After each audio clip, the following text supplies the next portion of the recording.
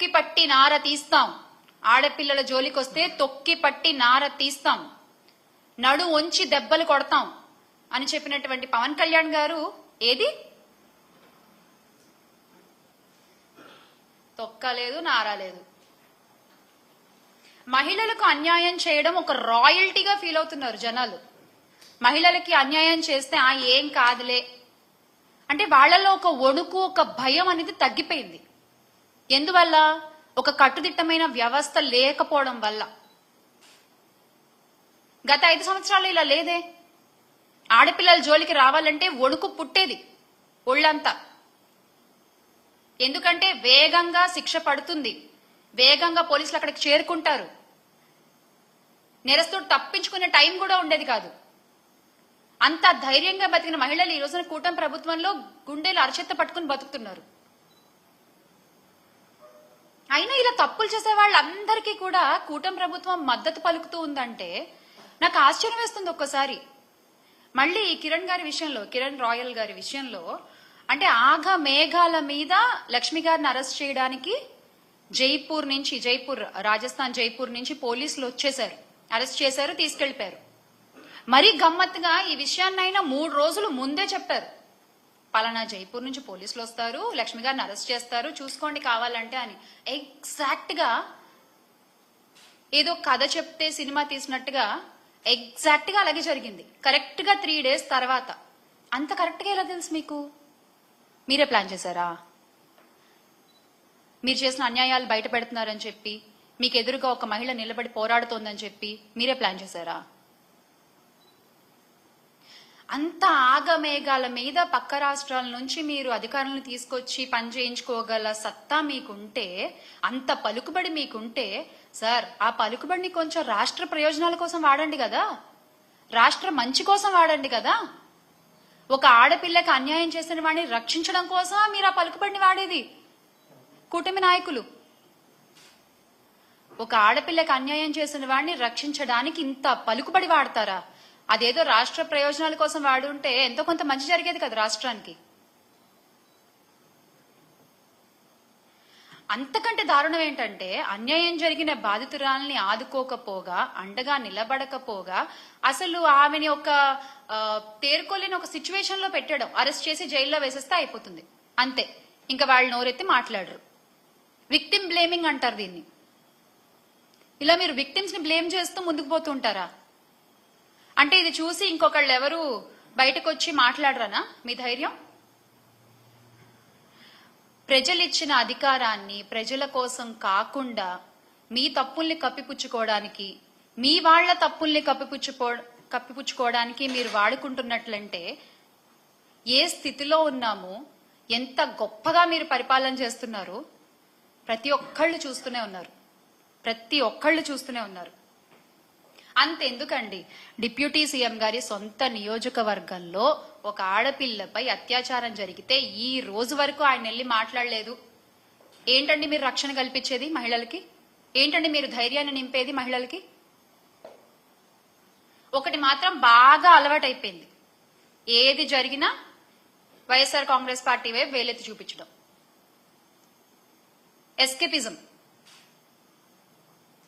ఏది జరిగినా వైఎస్ఆర్ కాంగ్రెస్ పార్టీ వైపు వేలెత్తి చూపించడం.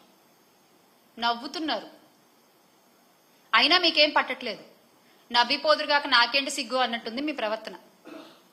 నిజంగా అలాగే ప్రవర్తిస్తున్నారు మీరు. ప్రశ్నించే గొంతు నొక్కడమే ధ్యేయంగా కూటమి ప్రభుత్వం ముందుకెళ్తున్నారు. సోషల్ మీడియాలో మిమ్మల్ని ప్రశ్నిస్తున్నారని చెప్పి సోషల్ మీడియాలో వైఎస్ఆర్ కాంగ్రెస్ పార్టీ వైపు మాట్లాడే వాళ్ల మీద ఎన్ని కేసులు పెట్టారు, ఎంత ఇబ్బంది పెట్టారు. కానీ మీరు ఒక్క విషయం గుర్తుపెట్టుకోవాలి, అణగదొక్కేస్తే అణిచిపోతారులే అనుకుంటే మీరు తొక్కిన ప్రతి అడుగు కింద నుంచి ఒక వట వృక్షమై లేస్తారు తప్ప ప్రతి కార్యకర్త భయపడి వెనక్కి తగ్గేది లేదు. భయపడి ఎవరు వెనక్కి తగ్గరు.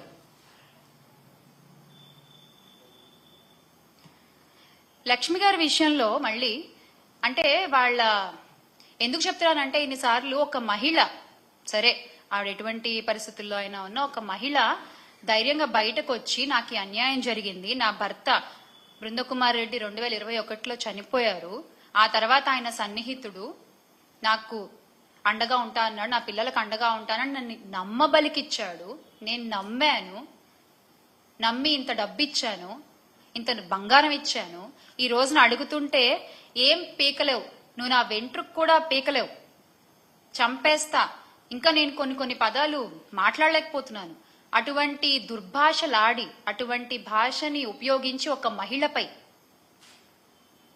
ఆవిడంత ధైర్యంగా బయటకు వచ్చి మాట్లాడుతున్నందుకు ఆ ధైర్యాన్ని మెచ్చుకుని ఆ మహిళకి అండగా ఉండకపోగా ఒక మహిళని కొట్టిన వాణ్ణి, ఒక మహిళని అబ్యూజ్ చేసిన వాణ్ణి, ఒక మహిళ దగ్గర డబ్బు దొబ్బేసిన వాణ్ణి మీరు వెనకేసుకొస్తున్నారు. మీరు ఇచ్చింది ఏంటి? ఆ పార్టీ అధికార ప్రతినిధి గారు ఇంత జరిగితే ఏం చేశారు, ఒక నోట్ రిలీజ్ చేశారు. పార్టీ కార్యకలాపాలకి పలానా వ్యక్తిని, ఆ కిరణ్ రాయల్ అనే వ్యక్తిని దూరంగా ఉంచుతున్నాము అని జనసేన పార్టీ నుంచి ఒక నోట్ రిలీజ్ చేశారు. అదేంటది? తొక్కిపట్టి నార తీయడం కదా మీ పార్టీ సిద్ధాంతం. ఇప్పుడు ఏమైపోయింది ఆ సిద్ధాంతం? మీ వాళ్ళ దగ్గరికి వచ్చేసరికి ఆ సిద్ధాంతం ఏమీ ఉండదు కదా. వైఎస్ఆర్సీపీ ప్రభుత్వ హయంలో మహిళలు గాని, యువతులు గాని వాళ్ళ చేతుల్లో ఒక ఆయుధంలా పనిచేసిన దిశ యాప్ ని మీరు నిర్వీర్యం చేశారు. అంత గొప్ప వ్యవస్థలు మీరు ఎలాగో తీసుకురాలేరు. కనీసం దాన్నైనా పునరుద్ధరించవచ్చు కదా. కనీసం ఆడపిల్లలకు ధైర్యంగా ఉంటుంది. అలా చేయకుండా యువతుల మాన ప్రాణాలతో మీరు చెలగాటం ఆడుతున్నారు. నిజంగా చెలగాటం ఆడుతున్నారు.